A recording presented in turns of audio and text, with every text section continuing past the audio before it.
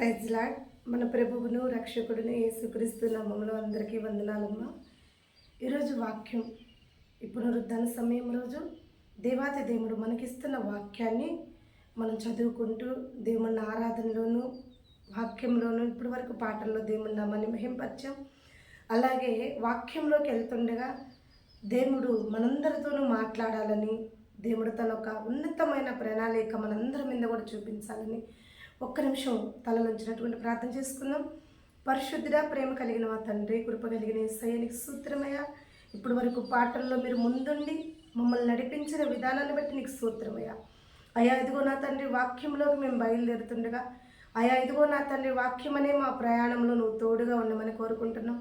మీరే అధ్యక్షులైన తండ్రి వాక్యాన్ని నడిపించండి. ఆత్మతోనూ సత్యముతోనూ ఈ వాక్యాన్ని నడిపించమని కోరుకుంటున్నాం.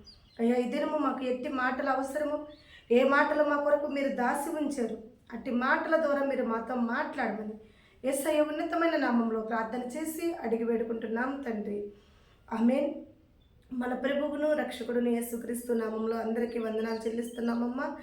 దేవాతి దేవుడు మిమ్మల్ని మీ కుటుంబాల్ని దీవించి ఆశీర్వదించాలని, మీకు కలిగిన సమస్తం కొరకు, మీ సంతానం కొరకు, మీకు కలిగిన పని బాటల కొరకు నిత్యము మీ అందరి కొరకు దేవుడి వద్ద విజ్ఞాపన ప్రార్థన చేస్తూ ఉన్నాం. మరి మా కొరకు, మా బేతేలు ప్రార్థన మందిరం కొరకు, అలాగే బేషవ ప్రార్థన ఆలయం కొరకు, మా సంఘస్థుల కొరకు మీరందరూ కూడా ప్రార్థిస్తారని తప్పకుండా మేము ప్రభు నామం పేరట మీ అందరిని కూడా వేడుకుంటున్నాం, నమ్ముతున్నాం. మీరందరూ మా కొరకు కూడా ప్రార్థిస్తారని. మరి ఈరోజు ఒక 6 సబ్జెక్టులు అంటే ఈరోజు వాక్యము ఒక 6 సబ్జెక్టులుగా మనం మాట్లాడుకుందాం. ఈ పునరుద్ధాన సమయంలో దేవాతి దేవుడు మనకిస్తున్న ఈ మాటల్ని ఒక 6 సబ్జెక్టులుగా మనం తీసుకుందాం. అయితే ఈ 6 సబ్జెక్టుల్లో దేవుడు ఏం మాట్లాడుతున్నాడు, ఈరోజు మనందరికీ కూడా ఏం నేర్చుకోబోతున్నాం దేవుడి వద్ద, దేవుడు ఎలాంటి సబ్జెక్టుల ద్వారా మనతో మాట్లాడబోతున్నాడు అనేది ఈరోజు మన వాక్యం. అయితే దేవాతి దేవుడు పలికే ప్రతి మాట కూడా, ఆయన నోట నుండి వచ్చే ప్రతి మాట కూడా చాలా విలువైన మాటలు అవి, ఆయన సిద్ధపరచిన మాటలు అవి, పరలోక ఆహారం అది. ఈ లోక ఆహారం తింటే మరలా ఆకలి అవుతుంటుంది. ఈ లోక మనం దప్పికి తీర్చుకోవాలని, ఈ నీళ్లు మనం దాహం తీర్చుకుంటే మరలా ముమ్మారు మనకు దప్పిక అవుతూనే ఉంటాయి. కానీ పరలోకము నుండి దిగి వచ్చిన ఈ ఆహారము మన కరువు కాలాల్లోనూ, మన దుఃఖ దినాల్లోనూ మనం బలహీనత కాకుండా మనల్ని బలపరిచి ఉన్నతమైన ఒక సైన్యంగా వాడుకునే ఈ వాక్యం, ఈ ఆహారాన్ని మనము భుజించినప్పుడు, ఈ ఆహారాన్ని మనం కడుపులో నింపుకున్నప్పుడు ఈ వాక్యము నీ బలహీన సమయంలో నిన్ను నిలబెట్టిద్ది, నీ మనసు కుంగిపోయిన సమయంలో నిన్ను లేవనెత్తే ఆహారం. కాబట్టి దేవుడు 6 సబ్జెక్టులుగా ఈ వాక్యాన్ని ఈరోజు నీకు ప్రకటించడానికి దేవుడు ఇష్టపడుతున్నాడు. మరి వినటానికి నువ్వు ఇష్టపడుతున్నావా? ఇష్టపడితే దేవుడు అంటున్నాడు, సంఘము ఆత్మతో చెప్పుచున్న మాట చెవుగలిగిన ప్రతి ఒక్కరు కూడా ఆ మాటలు వినాలి అంటున్నాడు. మరి సంఘము మనమై ఉన్నాం, మరి ఆత్మ దేవుడై ఉన్నాడు. మరి మాట్లాడుతున్నానంటే ఆయన వాక్యం ద్వారా మనతో మాట్లాడతాడు. కాబట్టి ఆయన మాట్లాడే ప్రతి మాట కూడా మనకి శ్రేష్టమైన మాటలై ఉన్నాయి. ఆ మాటలు 6 సబ్జెక్టులుగా దేవుడు మన ముందుకు తీసుకొస్తున్నాడు. కాబట్టి ఈ 6 సబ్జెక్టులో దేవుడు మనతో ఏం మాట్లాడుతున్నాడు, దేవుడు మనకి ఏం తెలియజేయబోతున్నాడు, మరి విరిగి నలిగిన మన హృదయాలకి దేవుడు ఎలా ఓదార్పు ఇవ్వబోతున్నాడు అనేది ఈరోజు మనం నేర్చుకుందాం. మొదటిగా మనం చూద్దాం, అందరూ కూడా మీ పరిశుద్ధ లేఖనములు తెలిసినట్టుకుంటే కీర్తనల గ్రంథం 23వ అధ్యాయంలో 1వ వచనము కాడి నుంచి 6 వచనాలు, 6 సబ్జెక్టులు ఈరోజు దీంట్లోనే మనం చూడబోతున్నాం. ఒక్కొక్క సబ్జెక్టులో ఒక్కొక్క వివరం, దేవుడు దాసి పెట్టిన మేలులు మన కొరకు, దేవుడు మనతో మాట్లాడాలనుకున్న ప్రతి మాట కూడా ఈ సబ్జెక్టులో మనము తెలుసుకుంటాం. మరి మనం మొట్టమొదటిగా దేవుడు మనకిస్తున్న మొదట సబ్జెక్ట్లో ఏం దేవుడు మనకు చెప్పబోతున్నాడంటే, యెహోవా నాకు కాపరి. చూడండి ప్రియమైన బిడ్డారా, మొదటిది ఒక సంఘస్థురాలే కానీ, ఒక దైవ సేవకులము కానీ, మనం దేవుణ్ణి అంగీకరించిన ప్రతి ఒక్కరము కూడా ఎవరు మనకు కాపరిగా ఎంచుకోవాలంటే వాచ్మెన్లు మనకు కాపలా ఉండలేరు. ఎందుకంటే వాళ్ళు కునుకుతారు, నిద్రపోతారు. మనం పెట్టుకున్న నమ్మకస్తులు ఎవరైనా సరే ఒక సమయంలో కాకపోయినా ఒక సమయంలో వాళ్ళు కొనుక్కటం, నిద్రపోవటం మనం చూస్తుంటాం ప్రియమైన బిడ్డలారా. కనుక ఇక్కడ అంటున్నాడు, భక్తుడు అంటున్నాడు, నాకు మనుషులు కాపుదల కాదు, మనుషులు కునుకుతారు, నిద్రపోతారు. అన్ని సమయంలో మనుషులను సేవ చేయాలంటే చేయలేరు. ఎందుకంటే దుష్టుడైన అపవాది గద్దరించే సింహం వలె నిత్యం మనకు తోడై ఉంటాడు వాడు. ఎందుకంటే వాడు కూడా కొనుకుడు, నిద్రపోడు. చిక్కుకోడు. ఏ టైంలో ఏ సమయంలో నువ్వు చిక్కుతావు అందుబాటులో ఆ సమయంలో నేను చిక్కుకోవాలి, ఆ సమయంలో నిన్ను పట్టుకోవాలి, ఆ సమయంలో నిన్ను వేధించాలి. ఏ వేదన అంటే నీకు అప్పుల బాధ ఉంటే అప్పులతో వేధిస్తాడు, నీకు రోగం అనే సమస్య ఉంటే రోగంతో వేధిస్తాడు, నీకు మనసు కుంగిపోయే సమస్య ఉంటే వాడు ఇంకా కుంగదీస్తాడు, నీకు గాయాలై ఉంటే వాడు కాకాయ వచ్చి పొడుస్తూ ఉంటాడు అనమాట. ఇలా వాడు నిన్ను ఏం చేస్తుంటాడు, కాచుకుని ఉంటాడు. ఎలా కాసుకుని ఉంటాడు, తూనీగ వలె, ఒక కందిరీగ వలె వాడు ఎనీ టైం కాసుకుని ఉంటాడు. కాబట్టి వాడి చేతిలో నుండి తప్పించుకోవాలంటే ఎవరు కాపలా ఉండాలి, మనకి ఎవరు రక్షణగా ఉండాలి, ఎవరు ప్రొటెక్షన్గా ఉండాలి, ఎవరు సెక్యూరిటీ గార్డుగా ఉండాలంటే యెహోవా అనే దేవుడికి మహిమ కలుగును గాక. ఆయన మనకి కాపరి.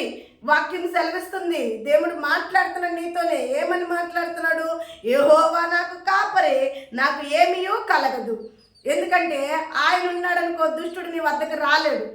ఆయన పర్మిషన్ లేకుండా, ఆయన అనుమతి లేకుండా, దేవుడు సంకల్పం లేకుండా సాతాను నీ వద్దకి రాలేడు.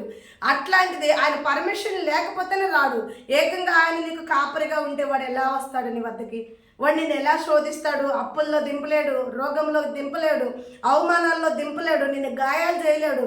కాబట్టి నేనంటున్నా, మొదటి సబ్జెక్ట్లో నువ్వు బాగా గమనించు, దాని లోతులు నువ్వు ఆలోచన చేస్తే ఆయన నీకు కాపరిగా ఉంటే ఎలా ఉంటుందంటే నీ కుటుంబం చుట్టూ ఒక కంచె, నీ పిల్లల రాకట్లో పోకట్లో నీకు క్షేమం, నీ పని బాటల్లో దేవుడు నీకు తోడే ఉంటాడు, నీ శత్రువుల చేతి నుండి దేవుడు నిన్ను విడిపిస్తాడు.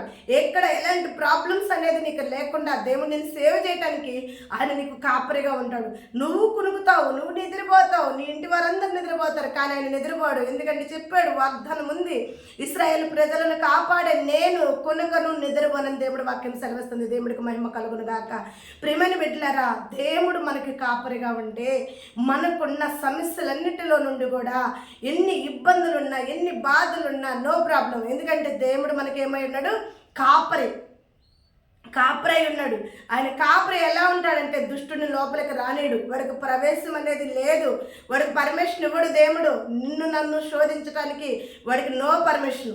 ఎందుకంటే దేవుడు వాడిని కంట్రోల్ చేయగలుగుతాడు, దేవుడు వాడిని ఆపగలుగుతాడు. మనందరికీ తెలుసు కదా, నువ్వు నాకు సాగిలపడు, ఈ భూలోకం అంతా నీకు రాసిస్తాను దేవుడిని అడిగినప్పుడు దేవుడు ఎమ్మటిని వాడిని కంట్రోల్ చేశాడు. ఎలా అన్నాడు, సాతానా వెళ్ళిపో నువ్వు పక్కకి, నువ్వు మాట్లాడటానికి అవకాశం అయితే నీకు ఇవ్వను నేను. ఎందుకంటే నువ్వు ఒక దగ్గర రాసింది చూస్తున్నావేంటి, నాకు సాగిలపడము, ఈ లోక ఆస్తంతా నాదే నీకు రాసిస్తానంటున్నావు. మరి లేఖనము చూడలేదా నువ్వు?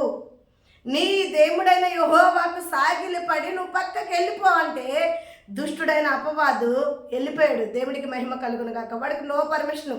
వాడు లోపలికి వచ్చి ఆ దేవుడిని శోధించాలనుకున్నా దేవుడు అవకాశం ఇవ్వాల. ఆయనే అవకాశం ఇవ్వనప్పుడు ఆయన బిడ్డలకు ఎలా ఇస్తాడు అవకాశం? కాబట్టి దేవుడు నీకు కాపరిగా ఉండాలి. ప్రియమైన బిడ్డ, నువ్వు ఏ పని చేస్తున్నా, ఎంత బిజీగా ఉన్నా, ఎంత ముఖ్యమైన పనులు నీకున్నా, మార్నింగ్ లేవడంతో నువ్వు ప్రార్థించాల్సిన విషయం ఒకటి నేను చెప్తున్నాను. ఆదివారం రోజు నువ్వు ఆలయంకి వెళ్తున్నావు, దేవుడితో సహవాసం కలిగి ఉంటావు. అయితే నువ్వు చేయాల్సిన ప్రార్థన ఒకటే, దేవుడు ఆలయంలో నువ్వు అడగాలి, అయ్యా ఇదిగో తండ్రి నాయన వారం అంతా నా కుటుంబాన్ని కాచి కాపాడిన దేవా నీకు కృతజ్ఞతాస్తుతులు చెల్లిస్తున్నాను. అయ్యా మరలా నా తండ్రి నాయన ఈ వారంలో కూడా నా తండ్రి నాయన నేను మరలాన్ని సన్నిధిలోకి వచ్చి ఉన్నాను కాబట్టి నాకు ఒక 6 దీవెనలతో నన్ను పంపించు ప్రభా అని అడగాలి. 6 దీవెనలో మొదటి దీవెన ఏంటి అంటే నువ్వు నాకు కాపరిగా ఉండాలయ్యా.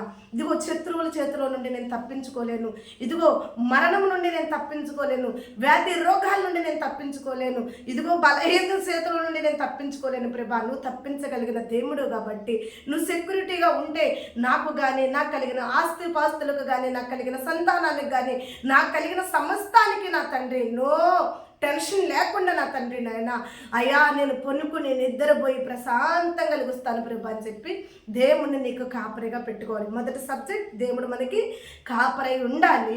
ఆయన కాపరిగా ఉండాలంటే మనం ఆయనకు ప్రార్థించాలి, ఆయన ప్రార్థించి ఆయన అడగాలి, ఆయన ఒక పర్మిషన్ మనం తీసుకుని ఆయన్ని మన ఇంటికి కాపరిగా పెట్టుకోవాలి. దేవుడికి మహిమ కలుగును గాక. రెండోదిగా చూద్దాం, ఆయన మనకి కాపరిగా ఉంటే మన ఫ్యామిలీ ఎలా ఉంటుంది, మన కుటుంబం ఎలా ఉంటుంది, మన జీవితం ఎలా ఉంటుంది. ఈ లోకంలో దుష్టుడనే అపవాది ఉన్నాడు, వాడి చేతిలో నుండి మనం ఎలా రక్షింపబడతాం, వాడి చేతిలో నుండి మనం ఎలా తప్పించుకోగలుగుతాం, వాడి చేతిలో నుండి మనం ఎలా సేవ్ అవ్వగలుగుతామంటే ఎట్లా ఆయన సేవ్ చేస్తాడో మొదటి సబ్జెక్ట్లో మనం ఆయన కాపరిగా ఉంచుకున్నాం. ఆయన మన ఇంటి కాపరిగా ఉంటే మన కుటుంబము, మన గృహము, మన జీవితాలు ఎలా ఉంటాయో చూద్దాం. ఇక్కడ రెండోదిగా చూస్తే, పచ్చిక గల చోట్లందు ఆయన నన్ను పరుండ చేయుచున్నాడు, శాంతికరమైన జలముల వద్దకు నన్ను నడిపించుచున్నాడు. దేవుడికి మహిమ కలుగును గాక. ఇక్కడ చూద్దాం, పచ్చిక గల చోట్లంట. ఇప్పుడు వరకు నీ జీవితంలో ఎండిపోయిన జీవితం వాళ్ళుందేమో, ఎక్కడ కూడా పచ్చికగా రాలేదేమో, ఎటు చూసినా అప్పులే, ఎటు చూసినా రోగాలే, ఎటు చూసినా నిందలే, ఎటు చూసినా అవమానమే, ఇలాంటివన్నీ కూడా నువ్వు సేవ్ చేసుకుంటూ వస్తున్నావేమో. ఇలాంటి ప్రాబ్లమ్స్ అంతా కూడా నీకు చాలా బాధ కలిగిస్తూ, చాలా కష్టం కలిగిస్తూ అల్లాడిపోతూ ఉన్నావేమో. నా ప్రియమైన బిడ్డ, దేవుడు ఈరోజు నీతో మాట్లాడుతున్నా. రెండో సబ్జెక్ట్ నువ్వు చూస్తున్నావు కదా. మొదటి సబ్జెక్ట్లో దేవుడు నీకు కాపరిగా నీ ఇంట ఉండటానికి ఇష్టపడ్డాడు. నువ్వు పిలిచావు. ఇదిగో చూడు, దేవుడు ఒక వారం కాదు, ఒక రోజు కాదు, నీ లైఫ్ లాంగ్ కూడా నీ ఇంటికి కాపరిగా ఉండటానికి ఇష్టపడి నీ జీవితంలోకి వచ్చాడు. వచ్చిన ఆయన నీ ఇంటికి వాచ్మెన్గా, ఒక కాపరిగా ఉన్నప్పుడు, ఆయన నువ్వు సేవిస్తున్నప్పుడు నీ జీవితం ఎలా ఉంటుందంటే, నీ జీవితంలో ఇప్పటి వరకు ఎండిపోయిన నీ జీవితంలో, ఇక పచ్చిక అనేది తెలియకుండా బాధపడుతున్న నీ జీవితంలో నా దేవుడు అంటున్నాడు, పచ్చిక గల చోట్లందు నువ్వు పరుండ చేస్తాడంట. దేవుడికి మహిమ కలుగును గాక. పచ్చిక గల చోట్లందు నువ్వు పరుండ చేస్తున్నావంటే ఇక అప్పుల బాధ నీకుండదు, వ్యాధి రోగం బాధ నీకుండదు, సమస్యల బాధ అనేది నీకుండదు. ఇదిగో శత్రువుల సైన్యం దాడితో నువ్వు నలిగిపోయి విరిగి నలిగిన హృదయం, నీ కుటుంబమే నీకు పెద్ద శత్రువులు అయ్యారేమో, నీ ఇంట్లో నీ భర్తే నిన్ను పెద్ద శోధించేవాడు అయ్యాడేమో, నీ భార్య నిన్ను హింసించేది అయ్యేదేమో, లేక నీ గర్భాన్ని పుట్టిన నీ బిడ్డలతో నువ్వు శోధింపబడుతున్నావేమో, లేక నీ ఇంటి పక్క వారితో, నువ్వు ఇరుగు పొరుగు వారితో నువ్వు శోధింపబడుతున్నావేమో, ఇప్పుడు వరకు ఎండిపోయిన జీవితం వల్లే నీ జీవితం ఉందేమో. నా దేవుడైన యెహోవా నీ ఇంటికి కాపరాగా ఉంటే ఆయన చెప్తున్నాడు, ఇంకా అలాంటి వాటికి నువ్వు భయపడద్దు. ఎందుకంటే ఏ శ్రమలైతే నిన్ను ఎండిపోయేలా చేసినాయో, ఏ శ్రమలైతే నీకు ఇంకా పచ్చిక లేకుండా చేసినాయో, ఏ శ్రమలను చూసి అయితే నువ్వు కుంగిపోతున్నావో, ఆ శ్రమలన్నిటిని కూడా నేను పచ్చిక గల స్థలముగా మార్చబోతున్నా. ఆ స్థలములో నువ్వు వెళ్ళన్నావు అంటే ప్రశాంతంగా పడుకుంటావు. దేవుడికి మహిమ కలుగును గాక. ఇక నీకు ప్రాబ్లం అనేది, టెన్షన్ అనేది, ఇబ్బంది అనేది దేవుడు ఏది కూడా నీ వద్దకి రానికుండా నిన్ను సేవ్ చేస్తాడు. దేవుడికి మహిమ కలుగును గాక. రెండోది ఏంటంటే, శాంతికరమైన జలముల వద్దకు ఆయన నన్ను నడిపించును.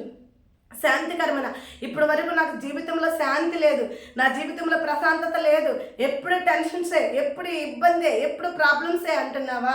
నా దేవుడు అంటున్నాడు, నేను నీకు కాపరిగా వచ్చాను కదా, ఇంక నువ్వు భారం మోయాల్సిన అవసరం లేదు కదా. ఎందుకంటే ఆయన చెప్తున్నాడు, ఏం చెప్తున్నాడు? మత్తయి సువార్తలో ఏమన్నాడంటే, ప్రయాసపడి భారం మోసే సమస్త జనులారా నా వద్దకు వచ్చేసేయండి, ఆ భారం అంతా నేను తీసుకుంటా, మీకేమిస్తాను?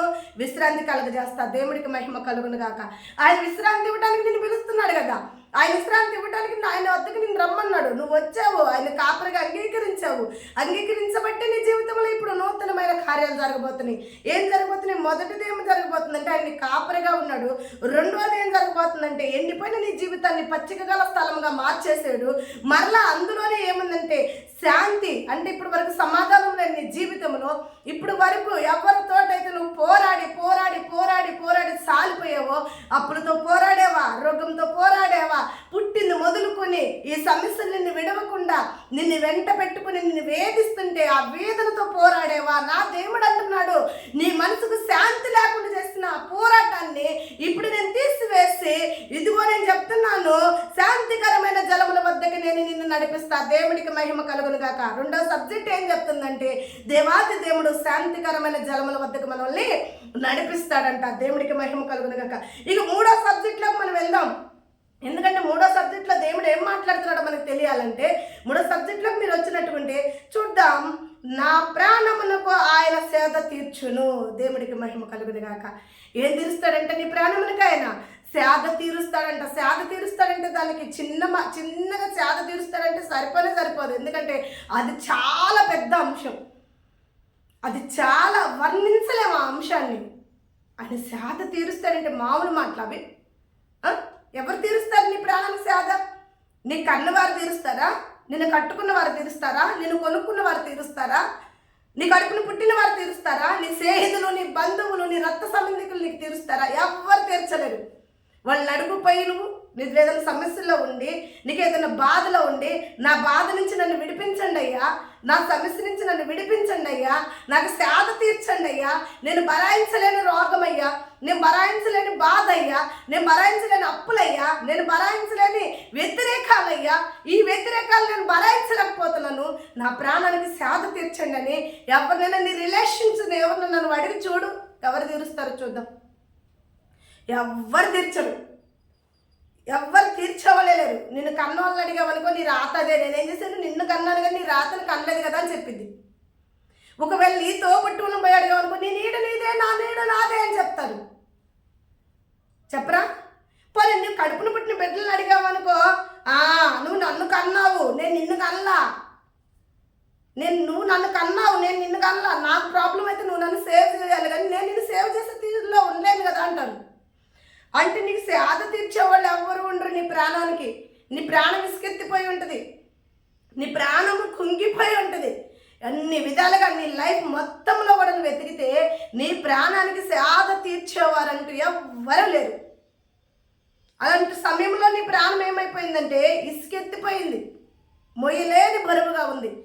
నా దేవుడు అంటున్నాడు, నా యేసయ్య అంటున్నాడు, నేను నీ కాపరిని కదమ్మా, నువ్వు నన్ను కాపరిగా పెట్టుకున్నావు కదా, ఇంక నీవెందుకు అంత టెన్షను, నువ్వెందుకు అంత పరేషాన్ అవుతున్నావు, నువ్వెందుకు అంత గాబరపడుతున్నావు? వాటన్నిటి నుంచి విడిపించడానికే కదమ్మా నేను నిన్ను పిలిచింది. ఆల్రెడీ నీకు నేను కాపరినమ్మా. రెండోది, శాంతికరమైన జలముల వద్దకు నేను నడిపిస్తానని చెప్పాను. ఇక మూడోది వస్తే నా ప్రాణానికి శాంతి లేదు అని నువ్వు అనుకుంటుంటే నేను చెప్తున్న మాట కూడా ఇంకొకటి. నేనేం చెప్తున్నానంటే, అదుగు చూడు, నా ప్రాణమునకు ఆయన సేద తీర్చును. ఆ మాట చెప్పాడు. నేనున్నానమ్మా, నిన్ను కన్నవారు కాదు, నిన్ను కట్టుకున్నవారు కాదు, నీ గర్భాన్ని పుట్టినవారు కాదు, ఎవ్వరు కాదు, కానీ నిన్ను సృష్టించిన సృష్టికర్తలని యెహోవాను నేనున్నా. నీ ప్రాణం అల్లాడిపోతుంటే సమస్యల్లోనూ, బాధల్లోనూ, వ్యాధుల్లోనూ, రోగంలోనూ, నిందల్లోనూ, అవమానంలోనూ, శత్రువులతో పోరాడి పోరాడి పోరాడి నీ ప్రాణం అలసిపోయి ఉంటే, అలసిపోయిన నీ ప్రాణానికి సేద తీరుస్తా. దేవుడికి మహిమ కలుగును గాక.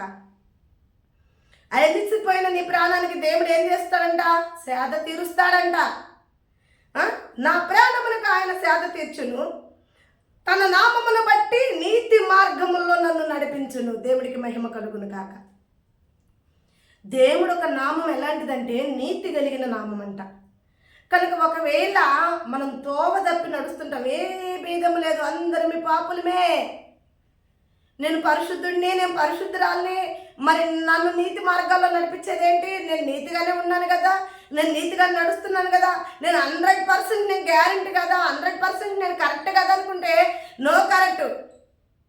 నువ్వు కోరుకున్నట్టు, నువ్వు అనుకున్నట్టు నీ లైఫ్ ఉండదు. ఎందుకంటే ఏ భేదం లేదు, ఎవరో ఒకరు ఏదో ఒక విషయంలో పాపులమైన ఒప్పుకోవాల్సిందే. ఎందుకంటే మనం పాపులం కాబట్టి. మనము పాపులుగా ఉన్నప్పుడు దేవుడు నీతిమంతుడిగా ఉన్నాడు కనుక ఆయన నామములో నీతి ఉంది, శక్తి ఉంది. మన ప్రాణాలకు సేద తీర్చాలంటే ఆ నీతిమంతుడు ఆయన నీతి మార్గంలో మనల్ని నడిపిస్తాడు. దేవుడికి మహిమ కలుగును గాక. ఎప్పుడైతే ఆయన నామమున నీతి మార్గాల్లో మనం నడుస్తామో అప్పుడు ఏమైపోయిందంటే మన ప్రాణానికి సేద తీర్చబడిద్ది, మన ప్రాణానికి నెమ్మది కలిగిద్ది. అలసిపోయిన సొమ్మ చిల్లిపోయిన నీ ప్రాణం మరలా మేలుకునిద్ది, మరలా దానికి జీవం వస్తుంది, మరలా దానికి రెక్కలు వస్తాయి, మరలా దానికి ఆయుష్ వచ్చింది, మరలా దానికి బలం వచ్చింది. ఇక నువ్వు ఎదురేదటానికి, పోరాడటానికి కావాల్సిన శక్తి, బలము నీ ప్రాణానికి దేవుడు ఇస్తాడు. దేవుడికి మహిమ కలుగును గాక. ఆమేన్. 3వ సబ్జెక్టులో 4వ చూద్దాం. దేవుడు మనకు కాపరిగా ఉంటే, దేవుడు మనకి ఇంటికి, మన శరీరానికి, మనకు కలిగిన సమస్తానికి, మన 100 ఏళ్ల జీవితంలో మనకు కాపరిగా దేవుడు ఉంటే మనకి మరలా ఇప్పుడు 3 చూసాం. ఒకటి, ఆయన మనకు కాపరిగా ఉంటాడు. రెండోది, పచ్చిక గల చోట్లందు ఆయన మనల్ని పరుణ్ణి చేస్తాడు. మూడోది కూడా మనం చూస్తే మన ప్రాణానికి ఆయన సేద తీరుస్తాడు. మరి 4వ సబ్జెక్ట్లో మనం చూస్తే, గాఢంధకారపు లోయలో నేను సంచరించినను ఏ అపాయమునకు నేను భయపడను, నీవు నాకు తోడై ఉందువు, నీ దుడ్డు కర్రైనను నీ దండమైనను నన్ను ఆదరించును. దేవుడికి మహిమ కలుగును గాక. ప్రేమని బిడ్డలారా, దేవాతి దేవుడు అంటున్నాడు, గాఢంధకార సమస్యల్లో నువ్వు ఉన్నావా? గాఢంధకార ఇబ్బందుల్లో నువ్వు ఉన్నావా? ఎలాంటి ప్రాబ్లమ్స్ నువ్వు సేవ్ చేస్తున్నావు? ఎలాంటి ప్రాబ్లంలో నువ్వు పడిపోయినావు? ఎవరు తీయట్లేదా? ఎవరు నిన్ను ఆదరించట్లేదా? ఎవరు నీకు సహాయకులుగా లేరా? నా దేవుడు అంటున్నాడు, వాళ్ళు ఎందుకమ్మా మనుషులు నమ్ముకోక, ఎందుకంటే వారు మాట ఇచ్చి మాట తప్పేవారై ఉన్నారు. దేవాతి దేవుడు అంటున్నాడు, నన్ను నమ్ముకో, ఎందుకంటే నేను మానవుడిని కాదు మాటిచ్చి తప్పుకొనుటకో దేవుని కుమారుడినై ఉన్నా. దేవుని కుమారుడు మాటిచ్చి తప్పుకునేవాడు కాదు, ఆయన మాటిచ్చి నిలబెట్టేవాడు. ఆయన వాక్యం సెలవిస్తుంది, భూమి గతించిపోవచ్చు, ఆకాశం గతించిపోవచ్చు, యెహోవా మాట నిలిచును నిత్యము. దేవుడికి మహిమ కలుగును గాక. ఆయన నీకు మాటిస్తున్నాడు, ఈ సమయంలో నీతోనే మాట్లాడుతున్నాడు, నీ ముందుకే వాక్యాన్ని తీసుకొస్తున్నాడు. ఎందుకంటే దేవాతి దేవుడు నిన్ను ప్రేమించి ఉన్నాడు కాబట్టి, ఆయన ప్రేమని నువ్వు పొందుకున్నావు, ఆయన కృపలో నువ్వు ఉన్నావు కాబట్టి, ఆ కృప నిన్ను బలపరచుటకు ఆకాశం మన్నా వచ్చి ఆయన ఇశ్రాయేలు ప్రజలను పోషించినట్టు ఆకాశం నుండి వాక్యం పంపించి దేవాతి దేవుడు నీ బలహీన సమయంలో నిన్ను బలపరచాలని దేవుడు నిర్ణయించుకున్నాడు. ఆయన డిసైడ్ అయ్యాడు కాబట్టి ఈరోజు నీతో మాట్లాడుతున్నాడు దేవాతి దేవుడు. ప్రియమైన బిడ్డ, ఎన్ని సమస్యల్లో ఉన్నావో, ఎన్ని ఇబ్బందుల్లో ఉన్నావో, ఎలాంటి గాఢంధకార లోయలను సంచరిస్తున్నావో, దేవుడు నీతోనే మాట్లాడుతున్నాడు. దేవుడు నీకే ఈ వాక్యాన్ని పంపిస్తున్నాడు. దేవాతి దేవుడు ముఖాముఖంగా నీతో మాట్లాడటానికి దేవుడు ఇష్టపడుతున్నాడు. నీకు ఇష్టముందా? దేవుడు మాటలు వింటున్నావా? దేవుడు మాటలు అంగీకరిస్తున్నావా? అయితే నీతో మాట్లాడుతున్న దేవుడు చెప్తున్న మాటను, గాఢంధకార లోయలో నువ్వు సంచరించను, ఏ అపాయానికి నువ్వు భయపడాల్సిన అవసరమో లేదు. ఎందుకంటే ఆయన నీకు దుడ్డు కర్ర అయి ఉన్నాడు. ఆ కర్రలో ఎంత పవర్ ఉంటుందో తెలుసా? ఆయన దుడ్డు కర్ర అయి ఉంటే ఆ కర్రలో ఎంత పవర్ ఉంటుందో నీకు తెలుసా ప్రియమైన బిడ్డ? చాలా పవర్ ఉంటుంది. ఐగుప్తు దేశాన్ని మొత్తం ఆట ఆడుకుంది ఆ కర్ర, మీకు తెలుసుగా. ఐగుప్తు దేశాన్ని మొత్తాన్ని, బంధింపబడిన మన ప్రజల్ని, హింసింపబడుతున్న మన ప్రజల్ని, శత్రువు చేతిలో బానిసత్వంలో ఉన్న మన ప్రజల్ని విడిపించిన పవర్ కలదా ఆయన చేతిలో దుడ్డు కర్ర. ఆయన చేతులు దుడ్డు కర్ర ఎర్ర సముద్రాన్ని బాగా చీల్చివేసింది. నీకు తెలుసు కదా, ఆ కర్ర మోషేకిస్తే మోషే ఆ కర్రతో ఎన్ని అద్భుతాలు చూశాడో తెలుసా ప్రియమైన బిడ్డ? మోషేకి ఆ కర్ర తోడై ఉంటే ఇదిగో చూడు, ఐగుప్తు దేశాన్ని గెలిచాడు. 10 తెగుళ్ళలో విజయాన్ని పొందుకుని మా శత్రువు జెండాని ఎరగొట్టి జీవం కలిగిన దేవుడికి మహిమకరంగా విజయ జెండా మందిగా తీసుకుని బయటకు వచ్చాడు. అదే కర్ర మోషేకి తోడై ఉంటే ఎర్ర సైన్యము, ఎర్ర సముద్రము వెనక సైన్యము వస్తున్నప్పుడు ఆ కర్రే ఆ సముద్రాన్ని పాయలుగా చేర్చగలిగింది. అదే కర్ర దాహంతో అల్లాడిపోతున్న ప్రజలకి దాహాన్ని తీర్చగలిగింది. నా ప్రియమైన బిడ్డలారా, ఈ దుడ్డు కర్రకున్న పవర్ మీకు తెలుసు కదా. ఎండిపోయిన దుడ్డు కర్ర చిగురించిద్ది, ఎండిపోయిన దుడ్డు కర్ర పూత పూసిద్ది, ఎండిపోయిన దుడ్డు కర్ర ఆశీర్వాదం అనే ఫలాలు కూడా మీకు ఇస్తుంది. దేవుడికి మహిమ కలుగును గాక. ఈ కర్రకు అంత పవర్ ఉంది. ఎందుకంటే అది మామూలు కర్ర మనకాడినప్పుడు, కానీ దేవుడు వద్దకు వచ్చేసింది. అది దేవుడు కర్ర అయింది. దేవుడు సన్నిధిలో పెడితే కర్ర చిగురించి బాదం పాయలు పూసింది. దేవుడు దీవిస్తే అదే కర్ర సైన్యమైన శత్రువును ఓడించింది. అదే కర్ర ఎర్ర సముద్రాన్ని పాయలుగా చీర్చింది. దేవుడు దుడ్డు కర్ర ఈరోజు నిన్ను వేధిస్తున్న నీ శత్రువుల చేతిలో నుండి, నిన్ను బాధిస్తున్న నీ వ్యాధి రోగం చేతిలో నుండి, నిన్ను గాయపరుస్తున్న వారి చేతిలో నుండి, సమస్త నీకు కలిగిన దుఃఖంలో నుండి, బాధలో నుండి యెహోవా దుడ్డు కర్ర నిన్ను విడిపించును గాక. హల్లెలూయా. నా దేవుడు నిన్ను విడిపించాలని, నా దేవుడు నిన్ను రక్షించాలని ఆయన అంటున్నాడు, నేను ఇప్పుడు నీ కాపరినమ్మా, నేను సేవ చేసుకుంటా, నీకు ఎలాంటి సమస్య రాని, ఎలాంటి ప్రాబ్లమ్స్ రాని, ఎందుకంటే నేను నీకు కాపరిని. నేను లేనప్పుడు నువ్వు బాధపడ్డావు, నేను కాపరిగా లేనప్పుడు, నేను వాచ్యమనిగా లేనప్పుడు నీ ఇంట్లో దొంగతనాలు జరిగినాయి, నీ ఇంట్లో వ్యాధి రోగాలు జరిగినాయి. ఇప్పుడు జరగవు, ఎందుకంటే ఇప్పుడు నేనున్నా నీ ఇంటికి కాపలిగా. ఎలా ఉన్నానంటే నా ప్రాణం పెట్టేంతగా, కొనుగక నిద్రపోక నిన్ను సేవ చేయటమే నా పని అంటున్నాడు దేవుడు. కనుక భయపడాల్సిన అవసరము లేదు. ఆదరణ దొరికింది. నాలుగో సబ్జెక్ట్లో మనకి ఏంటంటే ఆదరణ దొరికింది. ఎందుకంటే ఆయన దుడ్డు కర్ర మనల్ని ఏం చేసిద్ది?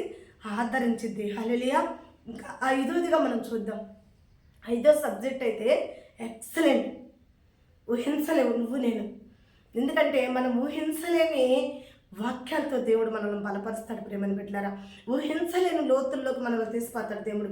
ఊహించలేని మలుపు మన జీవితంలో మనం ఇలా నా జీవితం మళ్ళిద్దని, ఇలా నా జీవితం దేవుడు మార్చేస్తాడని తెలియదు. ఇక నేను అయిపోయాను, నశించిపోయాను అనుకుంటే, శత్రువుల చేతిలో నుండి నశించిపోయాను అనుకుంటుంటే, దేవుడు అక్కడ ఏమంటున్నాడంటే, ఇదిగో చూడు, నా శత్రువుల ఎదుట నీవు నాకు భోజనం సిద్ధపరచుదు. దేవుడికి మహిమ కలుగుగాక.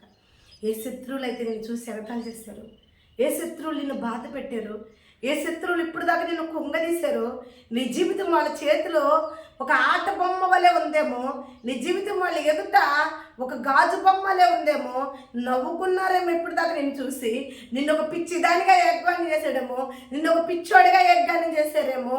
నా దేవుడు అంటున్నాడు, మనుషులందరూ తునేకించిన రాయిని నేను దాన్ని స్ట్రాంగ్ చేసేస్తా. అది మూలకి పెద్ద స్ట్రాంగ్గా మార్చబడింది. ఎందుకంటే అదే మూలకి తలరాయి కాబట్టి. హల్లెలూయా. ఆ రాయి లేకుండా అక్కడ ఏది జరగదు. ఆ రాయి ఉండాలి, అదే పెట్టాలి మూలన. అది వస్తేనే మెయిన్ అదే. ఈరోజు నా దేవుడు అంటున్నాడు, నీతో మాట్లాడుతున్న నా దేవుడు అంటున్నాడు, నీ శత్రువుల ఎదుట నీకు భోజనం సిద్ధపరుస్తా. నీ అంగలార్పు నాక్ష్యంగా మార్చబడింది, నీ వేదన ఉల్లాస వస్త్రంగా మార్చబడింది, నీ అవమానం అంతా ఘనతగా మార్చబోతున్నాడు దేవుడు. దేవుడికి మహిమ కలుగును గాక. చూడు, నువ్వు అవమానంతో ఉన్నప్పుడు, నీ వేదనతో ఉన్నప్పుడు, నువ్వు దుఃఖంతో ఉన్నప్పుడు నువ్వు భోజనం తినలేవు కదా. నోటికి ముద్దపాదు, నీకు పంచవన్నీ పరమాణాలు తీసుకొచ్చి నీ ఎదురు పెట్టిన నీ గాయాలే, నిలువెల్ల గాయాలే ఉన్నావు, నిలువెల్ల అవమానపడున్నావు, శత్రువుల చేతిలో నలిగిపోతున్నావు. శత్రువుల చేతిలోన చిక్కుకుంటిని, సూటిపోటి మాటలతో నలిగిపోతిని. తండ్రి, నీ వైపు నేను చూసిన క్షణమే, తండ్రి తండ్రి నీ వైపు నేను చూసిన క్షణమే, బాధలన్నీ తొలగిపోయే, కష్టమంతా తొలగిపోయే, కష్టమంతా తొలగిపోయే, బాధలన్నీ తొలగిపోయి, నువ్వు కాక ఎవ్వరు నాకు లేరయ్యా.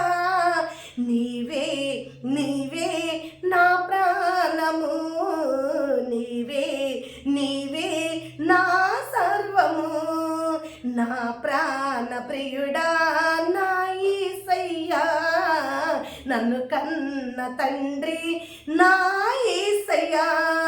పూజిద్దును ఓ పూజార్కుడా, భజిద్దును ఓ భవనీయుడా, నువ్వు కాక ఎవ్వరు నాకు లేరయ్యా, నువ్వు కాక ఎవ్వరు నాకు లేరయ్యా. నీవే నీవే నా ప్రాణము, నీవే నీవే నా సర్వము. శత్రువులందరూ పారిపోవాల్సిందే, ఆయన నీకు ప్రాణప్రియుడు. శ్రమలన్నీ కూడా తొలగిపోతాయి. ప్రేమని బిడ్డ, దేవుడు చెప్తున్నాడు, ఏ శత్రువులతో నువ్వు నలిగిపోయి ఉన్నావు, ఏ శ్రమంతో నువ్వు నలిగిపోయి ఉన్నావు, పోరాడి పోరాడి పోరాడి పోరాడి అలసిపోయి సొమ్మసిల్లిపోయి ఉన్నావా? నా ప్రియమైన బిడ్డ, దేవుడు నీతోనే మాట్లాడుతున్నాడు. నీ ప్రాణముకి సేద తీరుస్తాడంట.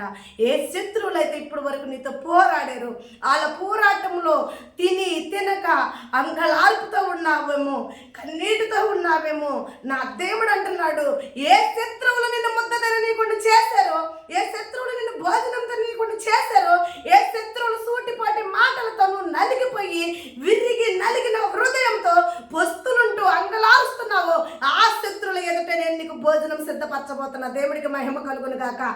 ఏం చేస్తున్నాడంటే దేవుడు నీకు ఆ శత్రువుల ఎదుట భోజనం సిద్ధపరుస్తాడు. అంతేకాకుండా ఆయన అంటున్నాడు, నూనెతో నా తల అంటి ఉంటివే, నా గిన్నె నిండి పొంగి పొర్లిపోతుంది. దేవుడికి మహిమ కలుగును గాక. నెక్స్ట్ దేవుడు నీకు ఇస్తున్న దీవెనలు నీ ఇంట అలా పొంగి పొరలను గాక. దేవుడికి మహిమ కలుగును గాక. ఏ శత్రువుతో నువ్వు నలిగిపోయి ఉన్నావో, శత్రువుని జయించలాగా ఓడిపోయి ఉన్నావో, అంగలార్చి ఉన్నావో, ఆకలి దప్పికలను కూడా తీసి పక్కన పెట్టున్నావో, ఇంకా భయపడగాక నా ప్రియమైన బిడ్డ, ఇంకా భయపడగాక నా ప్రియమైన కుమారుడా. నీ పోరాటం అంతా కూడా దేవుడు తీసేసుకుంటున్నాడు. యుద్ధం నీది కాదు, యుద్ధం యెహోవాదే. యెహోవానే యుద్ధం చేయబోతున్నాడు నీ పక్షాన, నీ శత్రువులతో. ఇక నీవు నిమ్మలంగా శత్రువుల ఎదుట చక్కగా భోజనం చేయి. అదే శత్రువుల ఎదుట నీ గిన్నె నిండి పొంగి పొర్లేలా దేవుడు నేను దీవించబోతున్నాడు. దేవుడికి మహిమ కలుగును గాక. కాబట్టి 5 సబ్జెక్టులు మనం చూసాం. ఇక last and final okay subject ఉంది మనకి. 6 సబ్జెక్టులు మనం మాట్లాడుకున్నాం ఈరోజు. ఈ 6 సబ్జెక్టులు 5 సబ్జెక్టులు పూర్తి చేసుకున్నాం. మరి 6వ సబ్జెక్ట్ మనం చూడాలంటే చూడండి, నేను బతుకు దినములన్నీ కృపాక్షేమములే నా వెంట వచ్చును, చిరకాలం యెహోవా మందిరంలో నేను నివాసం చేసేదను. దేవుడికి మహిమ కలుగును గాక. నా ప్రియమైన బిడ్డ చూడు, ఈ శ్రమలన్నింటిని తప్పిస్తాడు దేవుడు, ఈ బాధలన్నింటి నుంచి తప్పిస్తాడు. ఆయన నీకు కాపరిగా ఉన్నాడు. కాబట్టి నువ్వు ఆయనకి ఎలా ఉండాలి? వధువు సంఘంగా ఉండాలి. ఆయన వరుడై నిన్ను కాపలా కాస్తున్నప్పుడు, ఆయన వరుడై నిన్ను పరిపాలిస్తున్నప్పుడు నువ్వు వధువు సంఘముగా ఆయన సన్నిధిలో చిరకాలం నీ జీవితము కనిపెట్టుకుని ఉండాలి. ప్రియమైన బిడ్డ ఆయనకి సాక్షివై ఉండాలి. ఆయన చేసిన మేలును తలపోసుకోవాలి. ఆయన చేసిన గొప్ప కార్యాలను తలపోసుకోవాలి. ఇక నీకు ఆశలు లేవనుకున్న సమయంలో దేవుడు ఆశలు ఇచ్చాడు. ఇక నీకు లైఫ్ లేదనుకున్న సమయంలో ఇంకా ఆయన లైఫ్ ఇచ్చాడు. ఆయనను సేవ చేశాడు. నీ శత్రువుల చేతిలో నుంచి చేశాడు. పచ్చిక గల స్థలాలు నీకు ఇచ్చాడు. శాంతికరమైన జలముల వద్దకు నిన్ను నడిపించాడు. నీ ప్రాణానికి ఆయన సేద తీర్చి ఉన్నాడు. దేవాతి దేవుడు శత్రువుల ఎదుట నీకు భోజనం పెట్టి ఉన్నాడు. కనుక నీ బతుకు దినములన్నీ కూడా ఇంకా కృపాక్షేమములతో ఆయన నీ జీవితాన్ని కట్టినప్పుడు నువ్వెలా ఉండాలంటే చిరకాలము జీవం కలిగిన దేవుడు ఆలయములో నివాసంగా ఉండాలి. అదే నీ ఇల్లు అవ్వాలి, అదే నీ గృహం అవ్వాలి. నువ్వు కట్టుకున్న ఇల్లు నీది కాదు, నువ్వు కట్టుకున్న గృహాలు నువ్వు కాదు, నువ్వు లక్షలు పెట్టుకొని కోట్లు పెట్టుకొని నువ్వు పాలరాస్తి బొమ్మతో చేపించుకున్న నీ ఇల్లు నీది కాదు. నువ్వు ఏ ఇంట్లో నివాసిగా ఉండాలంటే యెహోవా మందిరములో నేను నివాసిగా ఉండాలి. అందులోనే నువ్వు నివసించాలి. అది నీ పర్మనెంట్ ఇల్లు. నీకు అది నీకెక్కగలిగే కదా, నీ బిడ్డ తరానికి కూడా అదే నీ శాశ్వతమైన గుడారం. అది ఆ మందిరమే నీకు ఆ నివాసము.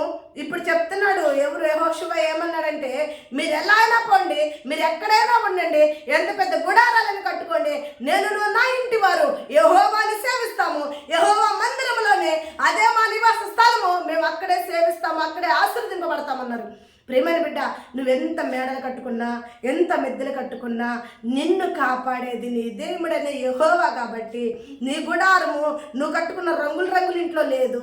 నీ గుడారం ఎక్కడుందంటే యెహోవా మందిరమే నీ నివాస స్థలము, అదే నీ గుడారము, నీ దేహమే దేవుడు ఆలయమై ఉంది. కాబట్టి ఈ 6 సబ్జెక్టులు నువ్వు నేర్చుకున్న విధానం ఏంటి? నువ్వు మొదటి నుంచి కూడా చూస్తే ఆయన కాపరిగా నీకు ఉన్నాడు. కాబట్టి ఇక నీకు భయం లేకుండా ప్రశాంతతమైన జీవితం. రెండోదిగా వస్తే ఇప్పుడు వరకు ఎండిపోయిన నీ జీవితం ఇంకా పచ్చగా మార్చబడింది. అంతేకాకుండా శాంతి లేని నీ జీవితంలో ఇదిగో ఆయన అంటున్నాడు, శాంతికరమైన జలముల వద్దకి నడిపిస్తా. ఇక 3వ సబ్జెక్ట్లో ఏమన్నాడంటే, నీ ప్రాణానికి ఆయన సేద తీరుస్తానన్నాడు. ఆయనలో నీతి ఉంది కాబట్టి నీతిని బట్టి నిన్ను నడిపిస్తానని చెప్పాడు. 4వ సబ్జెక్ట్లో ఏమన్నాడంటే, గడంధకార లోయలు, ఎలాంటి సమస్యలు వచ్చినా, ఎలాంటి ప్రాబ్లమ్స్ వచ్చినా, ఎలాంటి వ్యాధి వచ్చినా, ఎలాంటి రోగాలు వచ్చినా, శత్రువు నీ ముందుకు వచ్చి యుద్ధం చేసినా సరే యుద్ధం యెహోవాదని చెప్పి ఆయనని సేవ చేస్తానంటున్నాడు. ఎందుకంటే నా దుడ్డు కర్ర, నా దండము నిన్ను ఆదరించింది. ఆదరణ దొరుకుతుంది నీకు. 5వది 4వది నీకేం దొరుకుతుంది? ఆదరణ. ఆయన ఆదరిస్తాడు. ఎలాంటి ప్రాబ్లంలో ఉన్న నిన్ను సేవ చేస్తాడు, ఎలాంటి ఇబ్బందులో ఉన్న నిన్ను ఆదరిస్తాడు. ఆయన మనిషి కాదు మాటిచ్చి తప్పుకోవటానికి, మానవుడు కాదు ఆయన మాటిచ్చి తప్పుకోవటానికి. ఆయన దేవుని కుమారుడై ఉన్నాడు. కాబట్టి భూమిని ఆకాశమును గతించిపోతాయి కానీ యెహోవా మాట గతించిపోదు. కాబట్టి ఆయన ఖచ్చితంగా నిన్ను రక్షిస్తాడు, ఆయన నిన్ను కాపాడుతాడు. ఇక 5వదిగా వస్తే ఏ శత్రువుల మాటలకి, ఏ శత్రువుల సమస్యలకి, ఏ శత్రువుల బాధలకి నువ్వు తట్టుకోలేక, వాళ్ళతో సేవ చేయలేక, వాళ్ళని విడిపించుకోలేక, వాళ్ళతో విరిగి నలిగిపోతున్నావు, వాళ్ళది ఎలా నీకు నీ జీవితంలో నుండి వాళ్ళని ఎలా తీసేయాలో అర్థం కాకుండా వాళ్ళ మాటల దెబ్బకి, వాళ్ళ శ్రమల దెబ్బకి, వాళ్ళ క్రియల దెబ్బకి ఆహారం తినక విరిగి నలిగిపోయిన హృదయంతో నువ్వు బతుకుతున్నావు. ఆ శత్రువుల చేతిలో నుండి నిన్ను విడిపించి వాళ్ళ వెదుటే ఆహారం లేకుండా నిన్ను అన్నం తినేకుండా చేసిన శత్రువులు ఎదుటే నీకు భోజనం సిద్ధపరుస్తాడంట. ఖాళీ అయిపోయిన నీ జీవితాన్ని పొంగి పొర్లేలా నూనెతో ఆయన నీ తల అంటుతానని చెప్తున్నాడు దేవుడు. అలా చెప్పి 5 సబ్జెక్టులు నేను బలపరిచి 6వ సబ్జెక్టుకి వచ్చేసరికి దేవుడు నీకు ఒక గురి ఉన్నాడు. దేవుడు నీకు ఒక వార్నింగ్ ఇస్తున్నాడు.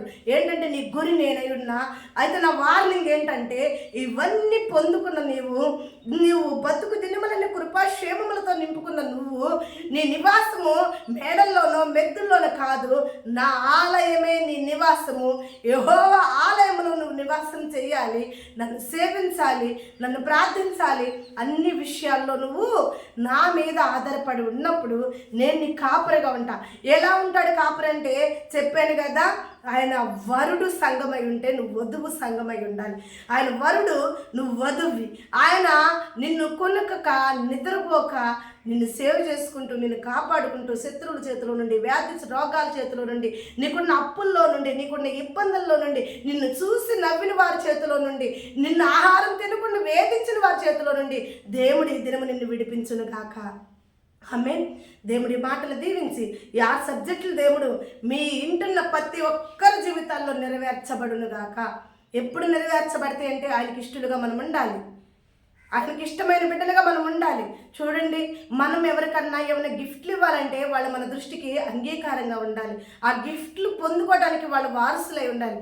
ఎందుకంటే దానికి తగిన వారికే మనం ఇస్తాం ఆ గిఫ్ట్లు, ఆ బహుమతులు. ప్రేమైన బిడ్డలారా, ఈరోజు 6 బహుమతులు దేవుడు నీకు ఇవ్వాలనుకుంటున్నాడు. కానీ అవి పొందుకునే అర్హత నీకుందా? దేవుడి వద్ద అడుగుతున్నావా? దేవుడితో సహవాసం కలిగి ఉన్నావా? దేవుడిని ప్రార్థిస్తున్నావా? ముమ్మారు దేవుడి వద్ద ఆనుకుని ఉన్నావా?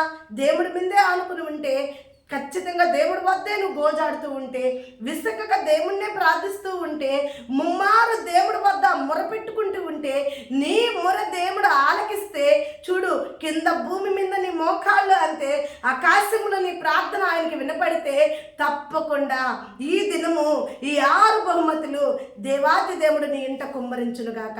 నీ గిన్నె నిండి పొంగి పొరులుగాక. నీ జీవితంలో స్థిరకాలం బతుకు దినములని కృపాక్షేమలతో వర్ధిల్లుదుగాక. దేవుడు ఆ రీతిగా మిమ్మల్ని దీవించునుగాక.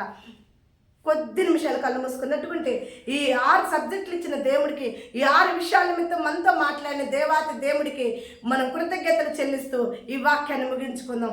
ప్రేమ కలిగిన మా తండ్రి, కృప కలిగిన యేసయ్య, మాతో మాట్లాడావు ప్రభా. అయ్యా, నాకు నువ్వు కాపరిగా ఉంటున్నాను. ఏ పాటిదాన్ని ప్రభా నువ్వు నాతో కాపరిగా ఉండటానికి? అయ్యా, శతాధిపతి లాంటి వాడే నా ఇంటికి వచ్చుటకు నువ్వు ఏ పాటి వాడు అనే ప్రభా, మరి నువ్వు నా ఇంటికి కాపలాగానే ఉంటానన్నావు ప్రభా నా తండ్రి. అయ్యా, నీ గొప్ప వాగ్దానాన్ని బట్టి నీకు కృతజ్ఞతాస్తుతులయ్యా. అయ్యా, ఎండిపోయిందనుకున్న నా జీవితంలో మరలా పచ్చికలు తీసుకొచ్చావు ప్రభా. అయ్యా, శాంతి లేని నా ప్రాణానికి అయ్యా శాంతికరమైన జలముల వద్దకు నడిపిస్తానన్నావే ప్రభా నా తండ్రి నాయన. అయ్యా, నీవిచ్చిన వాగ్దానాలను బట్టి నీకు స్తోత్రమయ్యా. అయ్యా, గాఢంధకారంలో కూడా నా తండ్రి నాయన నీవు నాకు ఒక దుడ్డు కర్ర వలె తోడై ఉంటానని చెప్పావయ్యా. అయ్యా, నీ మహిమ గొప్పది ప్రభా, నీ తీర్మానం గొప్పది ప్రభా, నీవిచ్చిన వాగ్దానం గొప్పది ప్రభా. అయ్యా, నీవు మాట ఇచ్చి మాట తప్పుటకు మానవుని కాదన్నావు ప్రభా. అయ్యా, దేవుని కుమారుడు అయి ఉన్నావు ప్రభా. నా జీవితంలో నెరవేర్చయ్యా. పోరాడుతున్నాను ప్రభా, శత్రువులతో పోరాడుతున్నాను ప్రభా, శ్రమలతో పోరాడుతున్నాను ప్రభా, విరిగి నలిగిన హృదయంతో, అయ్యా వ్యాధి రోగాలతో అయ్యా తీర్చగలిగిన వారు లేరు ప్రభా. తోబుట్టువులు లేరు ప్రభా, రక్త సంబంధికులు లేరు ప్రభా. అయ్యా, పేగు బంధము లేదు ప్రభా. అయ్యా, తాలి కట్టిన బంధము నన్ను నడిపించలేదు ప్రభా. ఎవ్వరు నాకు సేద తీర్చలేరు, కానీ నేను సేవించుచున్న దేవుడు తప్పకుండా ఇంటి నుంచి నన్ను విడిపించి ఆయన నా ప్రాణానికి సేద తీరుస్తాడని నేను నమ్ముతున్నాను ప్రభా. అయ్యా, నీవే నాకై ఉన్నావు ప్రభా. అయ్యా, నా భారము మోసేవాడు అయి ఉన్నావు ప్రభా. నన్ను విడిపించి నన్ను రక్షించి అయ్యా నా ప్రాణానికి సేద తీర్చమని నజరేయుడైన యేసు నామములో ప్రార్థిస్తున్నాం తండ్రి, ఆమేన్. మన పరమ తండ్రి అయిన తండ్రి ప్రేమ, ఆయన కుమారుడు యొక్క కృప, పరిశుద్ధాత్మ అనే సహవాసమును ఇప్పుడు ఎల్లప్పుడు సదాకాలము ఏల పరిశుద్ధులకి సార్థక సంఘములకు మనకిను సదాకాలము దేవుడు మనకు తోడే ఉండను గాక. ఆమేన్. ప్రభు నామం పేరిట అందరికీ వందనాలమ్మా.